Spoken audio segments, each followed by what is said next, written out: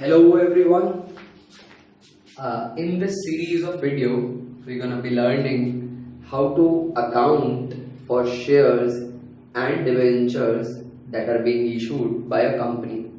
So accounting for company के अंदर हम specifically in series of video में सीखेंगे कि किस तरीके से शेयर की अकाउंटिंग होती है, शेयर के इशू की, और किस तरीके से अकाउंटिंग होती है डिबेंचर के इशू की. उसके बाद हम देखेंगे कि डिबेंचर का रीपेमेंट यानी कि रिडम्पशन कैसे होता है. This is as accounts with me Anekant and we gonna as issue of shares. So before starting with how shares are being issued and how they are accounted for, let us first understand what company is and some basic features of the company. क्योंकि company के ये features अगर आपको पता नहीं है तो accounting of shares के अंदर आप कुछ कॉन्सेप्ट नहीं ग्रास्प कर पाएंगे उतना इजीली.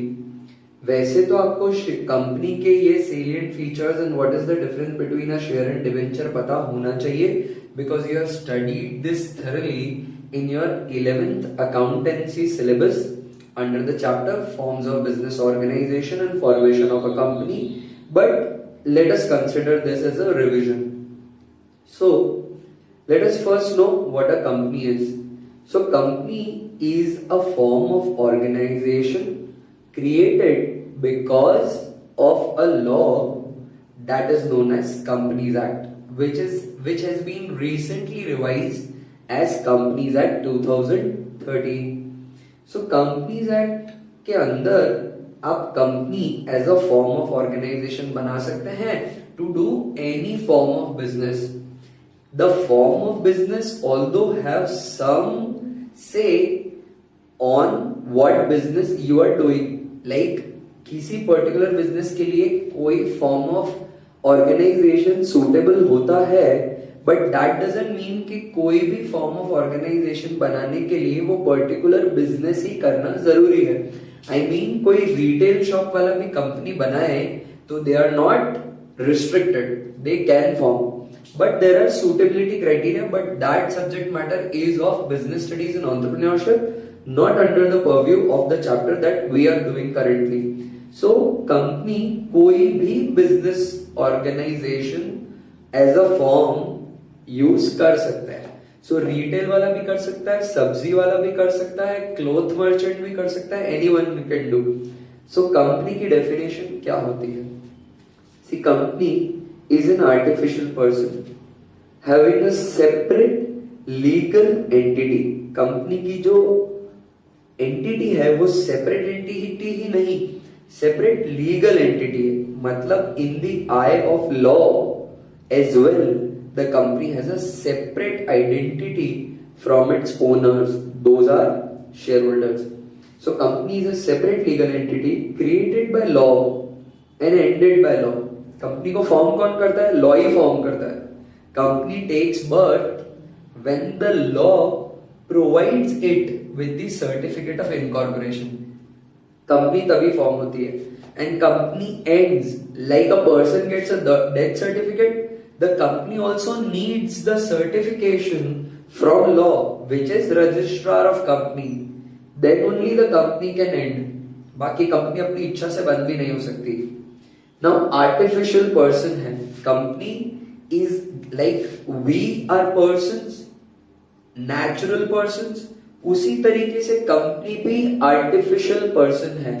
मतलब जो rights, powers and contractual acts एक पर्सन परफॉर्म कर सकता है, सेम एक कंपनी भी परफॉर्म कर सकती है, because it is treated as an artificial person in the eye of law. जैसे हम इंसान हैं उसी तरीके से लॉ कंपनी को भी ट्रीट करेगा. That means company can be punished, company can have assets in its own name, company can have liabilities in its name. So company is an artificial person. And how does the company work? Because company is association of person and many persons are there, and these persons are not concentrated but scattered throughout the country. तो company के जो owners हैं, I mean share holders हैं, ये share holders एक जगह नहीं रहते, ये तो पूरी कंट्री में स्कैटर्ड है। तो हर कॉन्ट्रैक्चुअल अग्रीमेंट करने से पहले सभी ओनर्स को एक जगह बुलाकर उनका फिजिकल सिग्नेचर करना जरूरी नहीं है। और सब मान लीजिए 1 लाख शेयर होल्डर्स है, तो आपको क्या लगता है 1 लाख शेयर होल्डर्स कॉन्ट्रैक्ट पे साइन करेंगे? No. So how the company contracts या पास एनी रेजोल्यूशन और do their business day to day operations, all these members being shareholders assemble in a meeting, pass a resolution by what? By casting votes. Majority rule चलता है, कुछ parameters में majority rule चलता है, कुछ parameters में special resolution चाहिए, तो वहां पे 3/4 मेजॉरिटी चाहिए कि 50% मेजॉरिटी नहीं चाहिए। That is a different matter. तो वहां पे रेजोल्यूशन पास हो जाएगा, फिर कंपनी के directors can use the common seal to put the stamp on the contract and the director will sign on behalf of all the shareholders, and then that contract is binding upon the company as well as the shareholders. So company की separate legal entity होती है। Separate entity का मतलब होता है कि company और company के owners being shareholders are different from each other, they are not the same. मतलब कंपनी की आइडेंटिटी लॉ की नजरों में उसके ओनर्स से अलग है। तो कंपनी के सारे एसेट्स कंपनी के नाम पे होते हैं, कंपनी की सारी लायबिलिटीज कंपनी के नाम पे होती है। अगर कोई लीगल प्रोसीडिंग्स आएगी तो कंपनी के ऊपर की जाएगी। That means company can be sued upon and company can sue itself.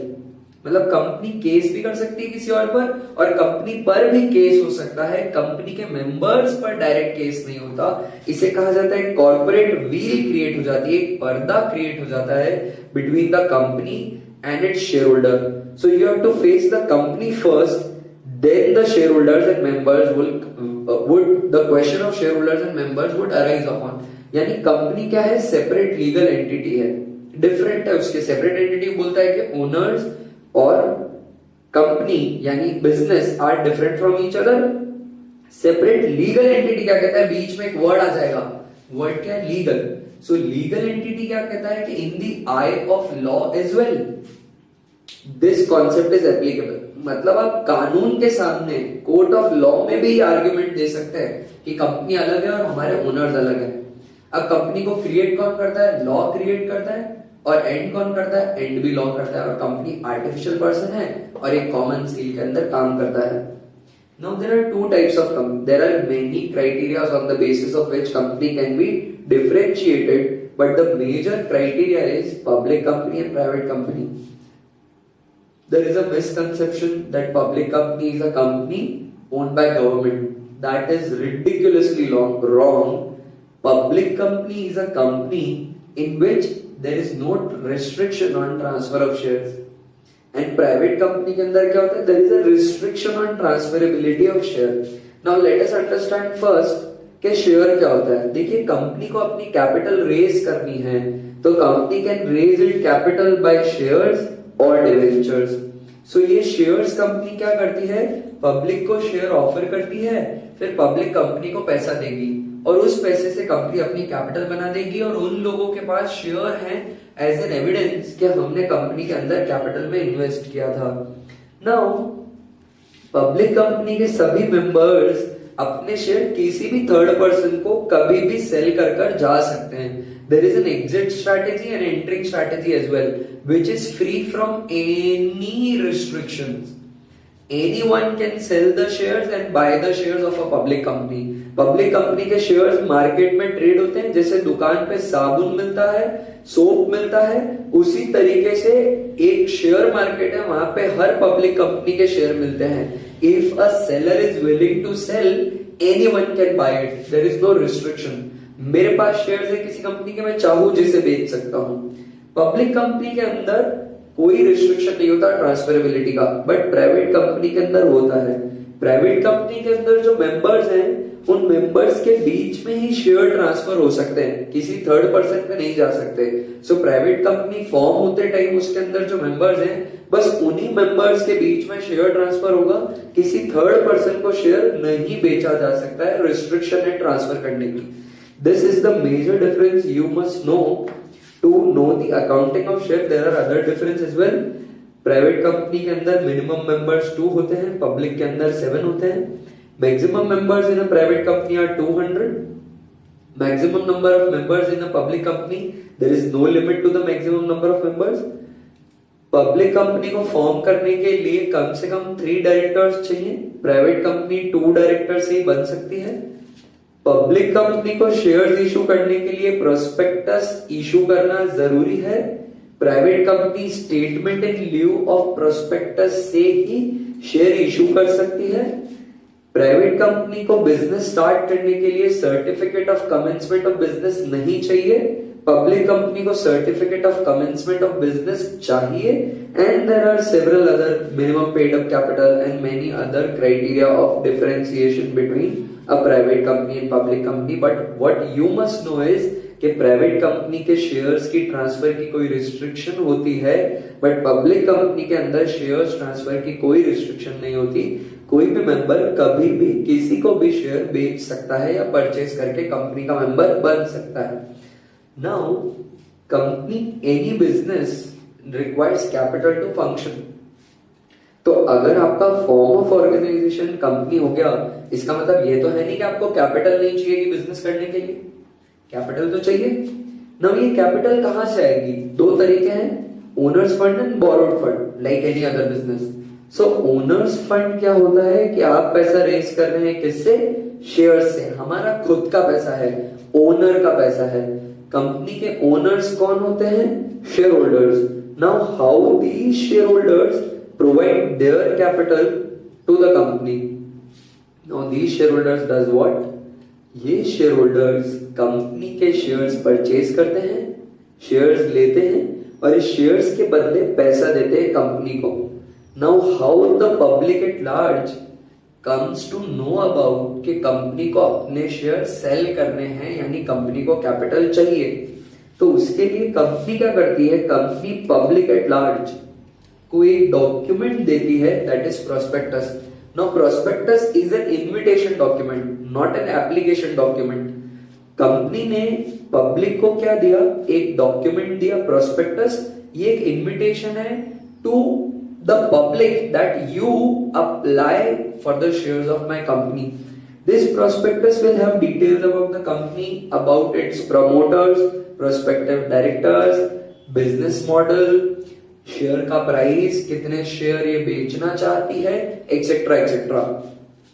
This prospectus will be published in a newspaper, daily leading newspaper, one in English and one in Hindi. National daily newspaper में prospectus छपेगा। Now this public can read, anyone from the public can read this prospectus, and if they are attracted towards the company, और if the public see potential in this company, if the public feels that अगर मैंने इस company के अंदर investment किया, यानी इसका owner बना, यानी इसके शेयर्स खरीदे, तो मुझे बहुत अच्छा रिटर्न मिलेगा, मेरे शेयर की वैल्यू इंक्रीज होगी, मुझे डिविडेंड मिलेगा, तो वो शेयर होल्डर क्या कर सकता है, यानी प्रोस्पेक्टिव शेयर होल्डर क्या कर सकती है? वो पब्लिक इस कंपनी के अंदर एप्लीकेशन लगा सकती है वो शेयर खरीदने के लिए। सो वो पब्लिक क्या करेगी? कंपनी के पास एप्लीकेशन लगाएगी कि हमें आपकी कंपनी के शेयर्स चाहिए।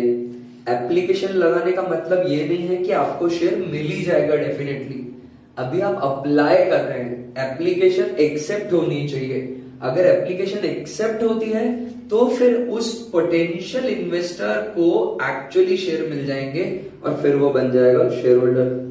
सो पब्लिक क्या करेगी? पब्लिक कंपनी को पैसा देगी एप्लीकेशन के साथ कि हमें शेयर दीजिए। अब अगर इस कंपनी के लोगों को, अगर इस कंपनी को ये एप्लीकेशन सही लगती है तो वो इस एप्लीकेशन को एक्सेप्ट कर लेगी और फिर कंपनी क्या करेगी? कंपनी शेयर्स अलॉट कर देगी पब्लिक को। नाउ पब्लिक क्या करेगी? फिर वो पब्लिक को जैसे ही शेयर्स अलॉट हो गए तो वो पब्लिक क्या बन जाएगी? शेयर होल्डर बन जाएगी। शेयर होल्डर बनने के बाद अगर थोड़े पैसे बचे हैं उस शेयर के अगेंस्ट देने के लिए तो वो पैसा कैसे मंगाया जा सकता है?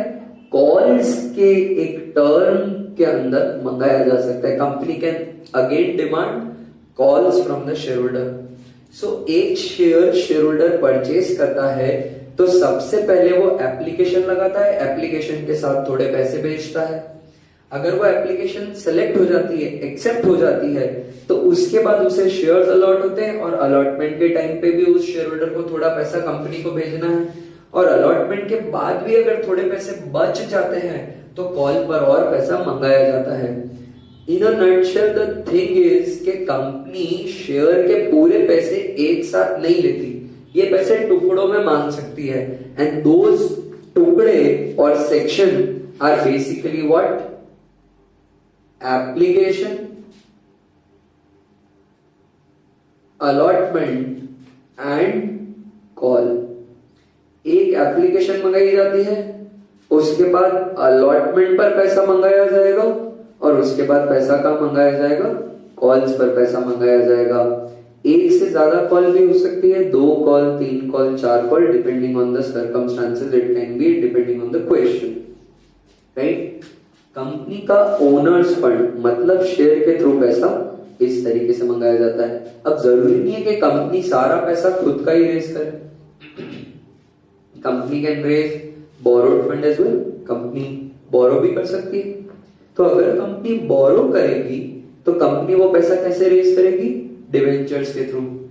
Now debentures are lenders not owners, इन्होंने उधार दिया है कंपनी को, तो कंपनी पब्लिक को डिबेंचर्स सेल करती है। उन डिबेंचर्स के अगेंस्ट डिबेंचर होल्डर्स क्या देते हैं? कंपनी को पैसा देते हैं। That money is in form of debt. इस डेट के अगेंस्ट कंपनी डिबेंचर होल्डर्स को क्या देगी गाइस?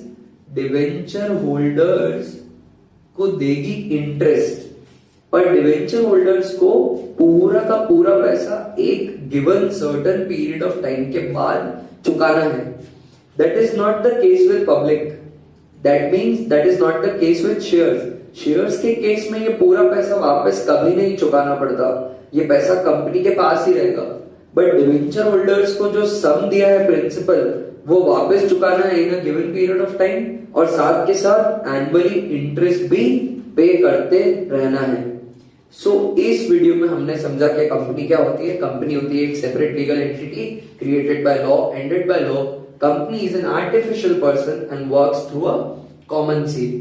कंपनी की आइडेंटिटी इसके ओनर्स से अलग है, और कंपनी अपने नाम पर एसेट परचेज भी कर सकती है, कंपनी अपने नाम पर लायबिलिटी भी इनकर कर सकती है, कंपनी के ऊपर केस भी किया जा सकता है, कंपनी पर भी केस हो सकता है, और कंपनी भी किसी पर केस कर सकती है। Types of company public and private. Public company के अंदर के कोई रिस्ट्रिक्शन नहीं होता शेयर को ट्रांसफर करने का। प्राइवेट कंपनी के अंदर ट्रांसफरेबिलिटी ऑफ शेयर में रिस्ट्रिक्शन होता है। कंपनी अपना पैसा 2 तरीके से रेज कर सकती है, owner's fund and borrowed fund. Owner's fund के अंदर पैसा रेज किया जाता है शेयर के थ्रू, और बोरोड फंड के अंदर पैसा रेज किया जाता है डिबेंचर्स के थ्रू। ओनर्स फंड के अंदर जो पैसा रेज किया जा रहा है शेयर्स के थ्रू, वो शेयर्स के थ्रू पैसा रेज करने के लिए क्या होगा? कंपनी सबसे पहले पब्लिक को एक डॉक्यूमेंट देगी, ऑफर करेगी। वो डॉक्यूमेंट का नाम क्या होगा? प्रोस्पेक्टस। प्रोस्पेक्टस पढ़ के अगर किसी की इच्छा होती है कंपनी के शेयर्स परचेज करने की, तो वो क्या कर सकता है? कंपनी के पास एप्लीकेशन लगा सकता है, एप्लीकेशन में वो थोड़े पैसे भेजेगा।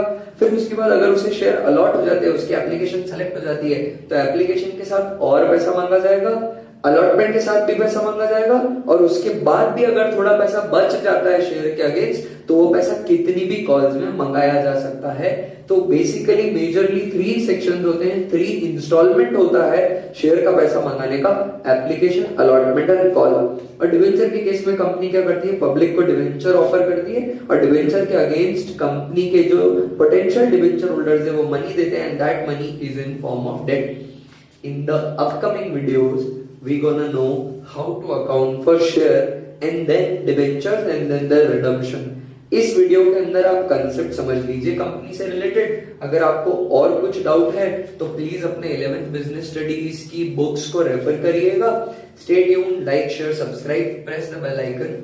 Stay tuned for the further videos. Have a good day guys.